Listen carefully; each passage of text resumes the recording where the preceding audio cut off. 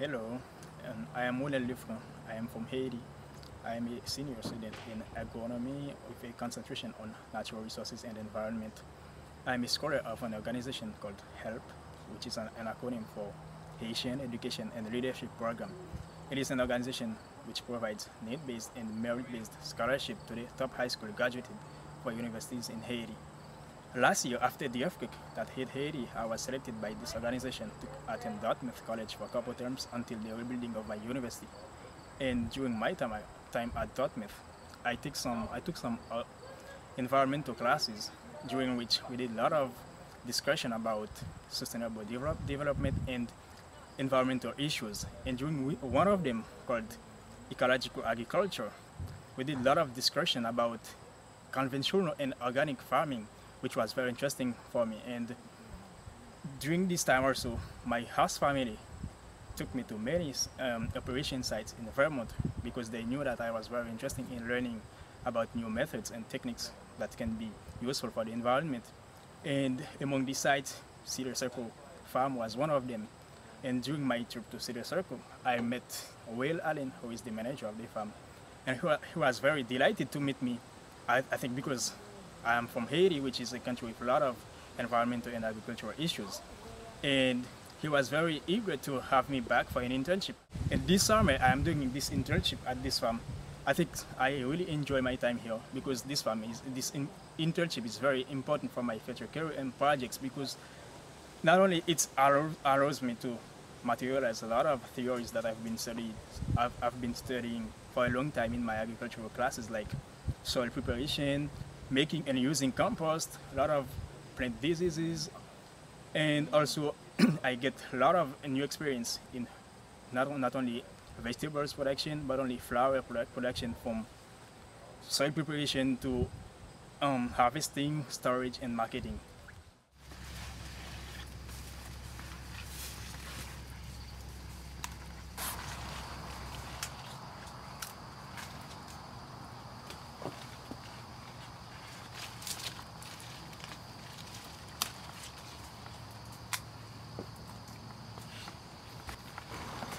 Tomatoes, it's one of the activities we do almost every morning. Tom and me, we've been doing a lot of work with tomatoes. Every morning we pick, and then sometimes we prune them, twine them so that we can get track of them very well. And one of the things we do is that we water them with a fish solution, which is a very rich solution with trace element essential of the plant.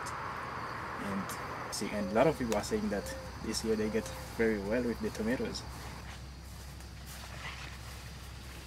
But it can be a very good production for us in Haiti. You know, the climate, tomato is like hot climate, and we do have that. A lot of people think that it's a perishable food crop. Because it's perishable, they cannot transport that from the mountain or countryside where they grow it to the cities to sell them. Yeah, now I'm picking onion, and just we pull them from the ground, then make some pile with them, then we move them to the greenhouse over there so that they can dry it out, and then we can use them.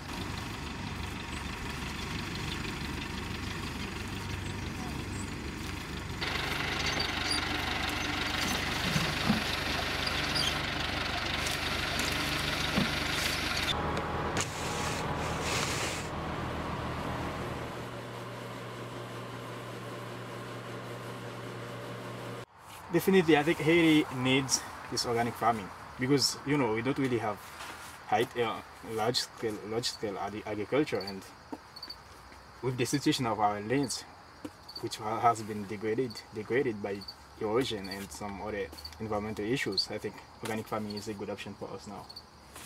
And by using these techniques, I think it's going to be good.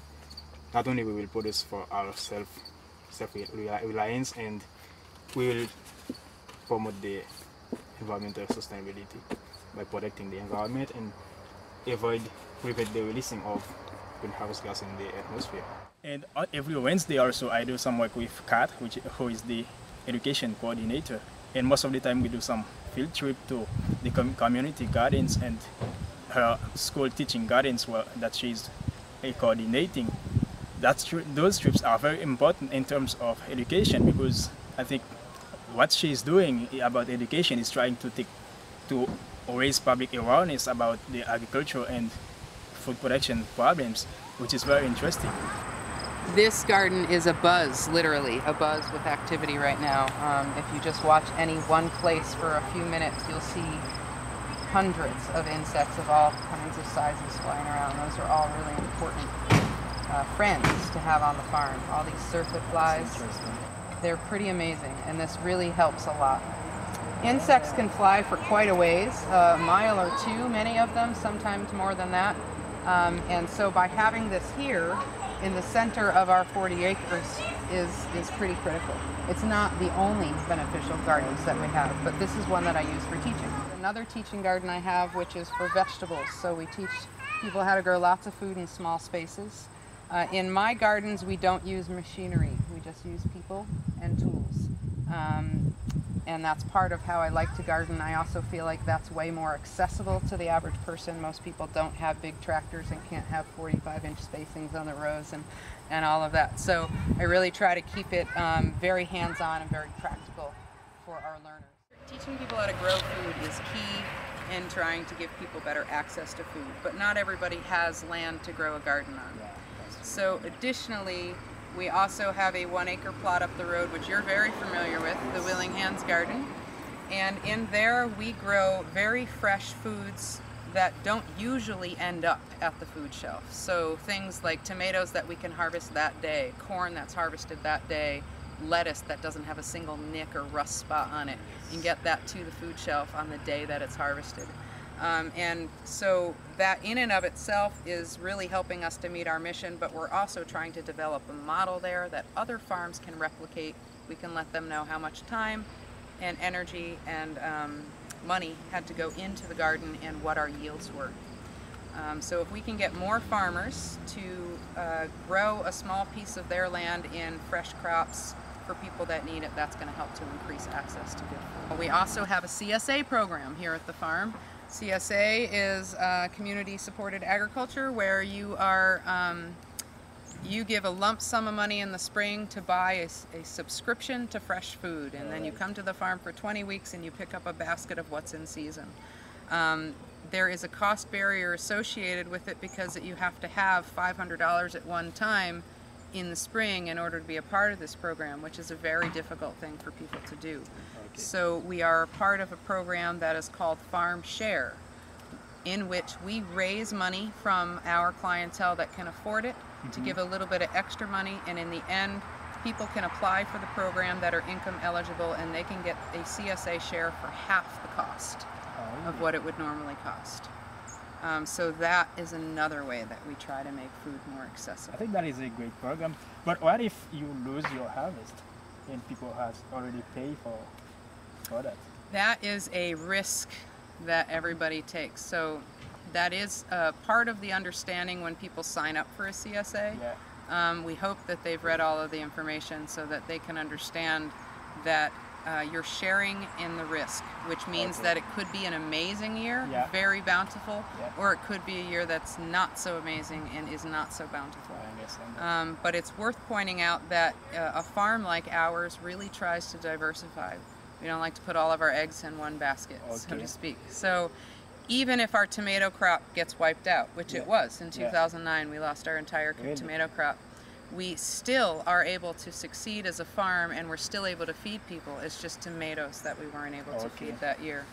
So trying to diversify into many different types of vegetables that are all in many different types of families, and then within those vegetables also try to choose different varieties of the same vegetable so that they're timed differently, they're resistant to different bugs or diseases, and that way we can sort of hedge our bet and ensure that we'll get something, maybe not everything, but something every year.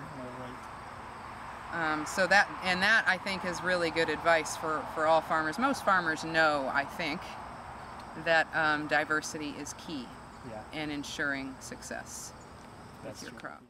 And composting is another thing we teach. We teach about backyard composting here because, again, we're right back to soil building.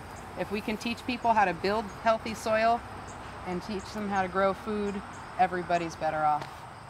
Yeah, that is one of our limits in Haiti because we don't really have a great knowledge about compost. And it's very good for me to know about it. I'm excited for you to bring that back. Yeah, definitely. I get very excited about compost.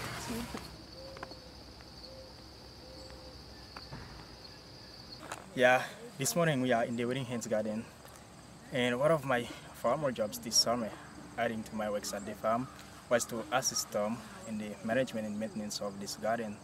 And I feel glad to do it because I really appreciate the idea behind Wedding Hands, which is to assist needy people by providing them with fresh food.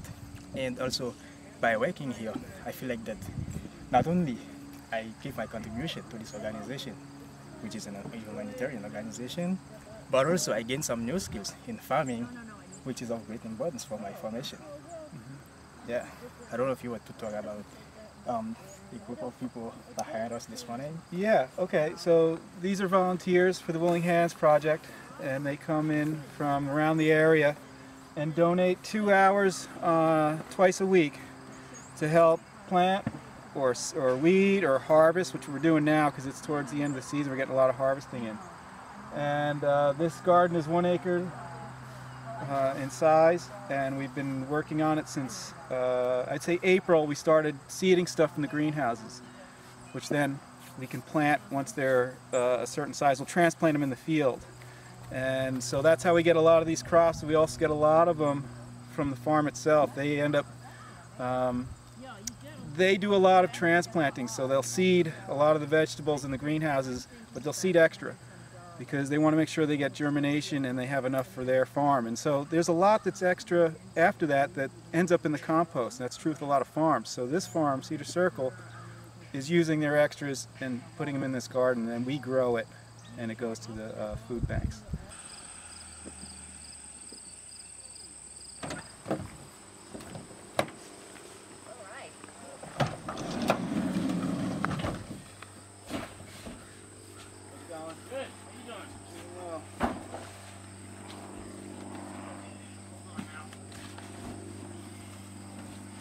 You know, one thing I would like to ask you, Tom, is that what is your degree of satisfaction about this garden as you've been applying all the organic farming techniques to operate it? Well, yeah, we're doing great. There's been no chemical sprayed on it whatsoever. The harvests are really fantastic. What we're doing though is, you know, things like rotating crops, which is really important. Weed control, a lot of that, and you know, that way they'll have a chance to grow. They won't compete with the weeds or water. We make sure we do use, sometimes we'll put fish oil on it and stuff like that. It's a natural fertilizer that helps things along, but we won't use anything that's toxic or non-organic really. And it's still, you get good yields, and it's doing great. Okay, I'm glad to hear that. And the farm's, one of their main missions is an educational center, so they'll take an intern who wants to learn farming and is an aspiring farmer and give him this acre. And so it's up to him. There's guidance and you get him going, but he's got to learn, because the intern, he or she, will work at the farm and then apply all the things they learn at the farm down here at this 1 acre garden plot. And so they'll get a real hands-on feel for what it's like to farm. And they do all the vegetables, almost entirely all the vegetables that are done at the farm are done here. So you'll get experience growing them all, and you'll learn, you'll learn how to plant them, what to look for when they start getting bug pressure or disease pressure. You got to learn all that, and then you have to learn how to harvest it, and then cover crop at the end and start for next year. So it's a really good program for an intern. That's really good. Yeah.